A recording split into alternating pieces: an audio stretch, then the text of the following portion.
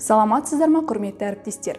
Мен Нұрахмет Айгүл Мұратқызы, номері 126 мамандандырылған лицейінің физика пәнінің мұғалімі.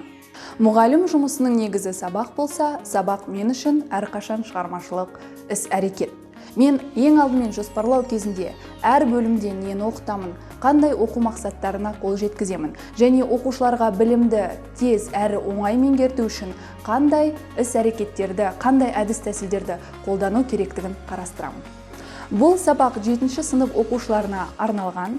Сабақтың тақырыбы атмосфералық қысым, атмосфералық қысымды өлшеу. Оқу мақсаты атмосфералық қысымның физикалық табиғатын түсіндіру және оның өлшеу әдістерін ұсыну. Бағалау критерийі атмосфералық қысымның физикалық мағынасын ажыратады, барометр арқылы атмосфералық қысымды өлшейді және қысымның формуласын пайдалана отырып әртүрлі биіктіктегі атмосфералық қысымды анықтай алады. Мен бірінші ұйымдастыру кезеңінде сабақты бастамас бұрын оқушыларды топқа бөліп аламын. Жаңартылған білім беру бағдарламасының ерекшелігі оқушыларды жеке, жұппен және топпен жұмыс істеуге мүмкіншілік беруі. Біз бірінші ұйымдастыру кезеңінде лотерея әдісі бойынша оқушыларға өтілген тақырыптар бойынша сұрақтар қоя отырып 3 топқа бөліп аламыз. Паскаль тобы, гидравликалық машиналар және қатынас ыдыстар. Оқушыларды топқа бөліп алғаннан кейін үйге берілген тапсырманы тексеретін боламын. Ол үшін әр топқа өтілген тақырыптар бойынша сұрақтар қойылады және оқушылар ол сұрақтарға топпен бірлесе отырып жауап береді. Және ол оқушыларды мен бағалайтын боламын. Мен жаңа сабақты бастамас бұрын сыныпта проблемалық жағдаят туындатамын. Ең алдымен итальяндық физик Евангелисто Торричеллидің сөзімен бастаймын. Біз ауа мұхитының астында өмір сүріп жатырмыз. Оқушылардан бұл сөздердің мағынасын қалай түсінетінін сұрай отырып, ары қарай жауаптарын естимін және тақырыпты ашу үшін сұрақтар қойылады. Ауа қабатын біз не деп атаймыз?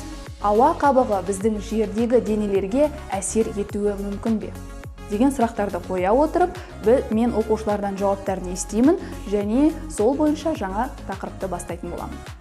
Жаңа сабақты оқушыларға арналған Білімленд KZ білім беру платформасынан бейне жазбаны көрсету арқылы бастаймын. Ол бейне жазбада 1654 жылы неміс физигі Отто фон Герике Магдебург қаласында өзінің замандастарын таң қалдырған тәжірибе жасаған екен. Ол жерде ол екі болат жарты шарды бір-біріне түйістіріп, ішіндегі ауаны сорып алған. Одан кейін атмосфералық қысымның ықпалы соншалық, оған жегілген аттар шарды екі жаққа бөліп ала алмаған екен. Яғни бұны физикада Магдебург жарты шарларымен тәжірибе деп аталып кеткен.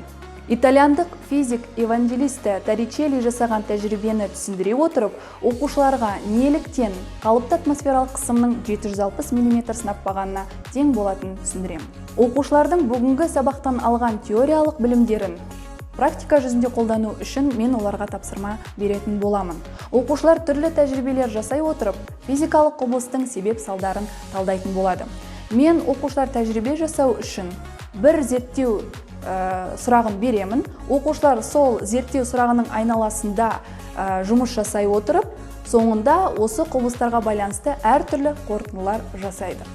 Ендігі кезекте оқушыларға мен атмосфералық қысымның қандай шамаларға тәуелді өзгеретінін түсіндіремін және неліктен атмосфералық қысым қыста жаздан қарағанда көбірек болатынын айтамын және атмосфералық қысымды өлшейтін аспаптармен және олардың құрылысы, жұмыс істеу принциптерімен таныстыратын боламын. Енді біз атмосфералық қысым тақырыбына байланысты есептер шығару үшін мен оқушыларға атмосфералық қысымның өлшем бірлігі, қалыпты атмосфералық қысымның шамасын және формулаларды жазып көрсететін боламын. Есептер шығару үшін біз сабақтың басында оқушыларды топқа бөлген болатынбыз. Сол 3 топқа арнап атмосфералық қысымға байланысты есептерді беремін. Және оқушылар топпен ақылдаса отырып есепті шығарып болғаннан кейін мен есепті тексеремін. Мен сабақты қорытындылау үшін socrative.com сайтын қолданамын. Ол сайтты қолданудың ерекшелігі, ол жерде оқушыларға логин беріледі. Олар кіру арқылы берілген сұрақтарға жауап береді. Ол жерде оқушылардың бүгінгі сабақтан нені түсінді, нені түсінбеді, барлығы пайызбен көрініп тұрады. Ол сабақ кезінде қолдану өте ыңғайлы болып табылады. Әр оқушы оқу бағдарламасына сәйкес материалдарды ғана меңгеріп қоймай, сонымен қатар жаңаны тануға, ізденуге шабыт алып кетуі тиіс. Назар қойып тыңдағандарыңызға рахмет.